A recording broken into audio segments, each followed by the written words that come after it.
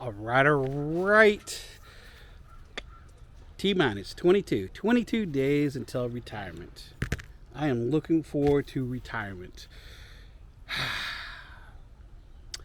A lot of questions. People still ask questions. I'm trying to help people, at least kind of get them in the right direction. I don't know if they're finding the information I'm giving them helpful or not. I think a lot of people, they want that easy button, that template, that one thing, that app that's going to help them answer all their questions and let them just go off into the sunset. And I'm like, it isn't like that. There's nothing out there like that. And if something's presented to you like there is, I would question it.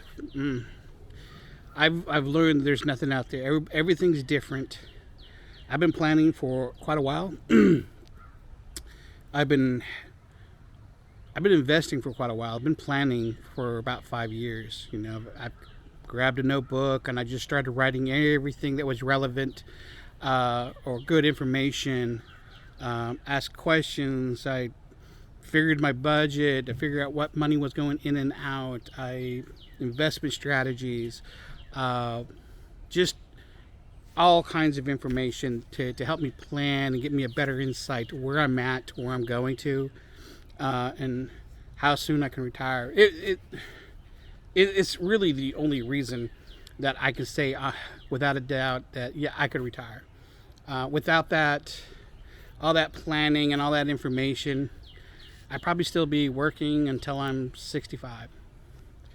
So you have to plan, and you have to be 100% honest, and you have to be 100% communicating with your spouse, your loved ones. Hey, this was going on, and they probably should do the same exercises as I did and ask the questions, because their information, what they say, what their idea of retirement and expectations are definitely going to be different than what yours is. So y'all need to be on the same page. So that's kind of key takeaways from planning. And I think a lot of folks that they're looking for these answers and stuff, and I don't think they're getting what they want, because again, they want that easy button, that app, that template, or one size fits all, and there is nothing out there like that. Everybody's unique. You have to figure it out. You have to figure out what is going to work for you, how you're going to solve that problem. It's something they should teach in school, be teaching our kids and stuff like that, but we don't.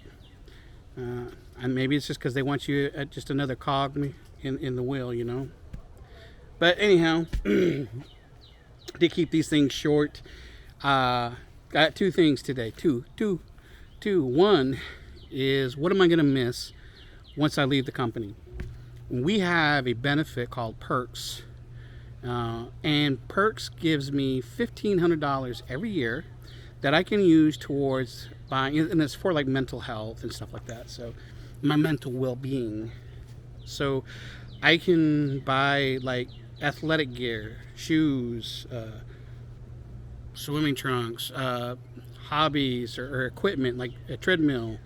I could buy woodworking tools. I could buy 3D printer. Whatever, I can use it for a pet bill, because that de-stresses my stress.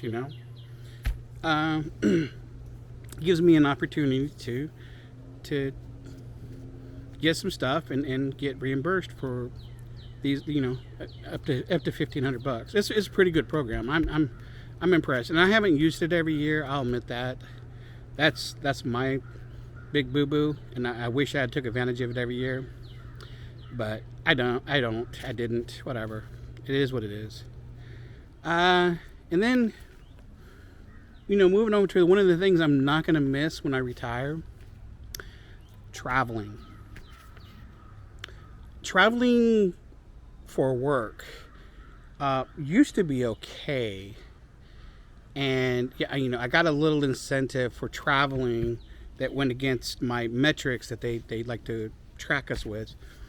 And now they don't. So for me to travel, it is all overhead. And matter of fact, I can't book. I'm not technically allowed to log time in until I've had at least 10 hours a week of travel time, and then I can log it in. But it's still overhead. So what's the point even in logging that time or tracking it anyways, if it doesn't go against my metrics? And my metrics is what gets me out of trouble, makes me sure, make sure I get good bonuses, and I don't get checkbox to get fired or let go. There's no incentive to it, and they know it.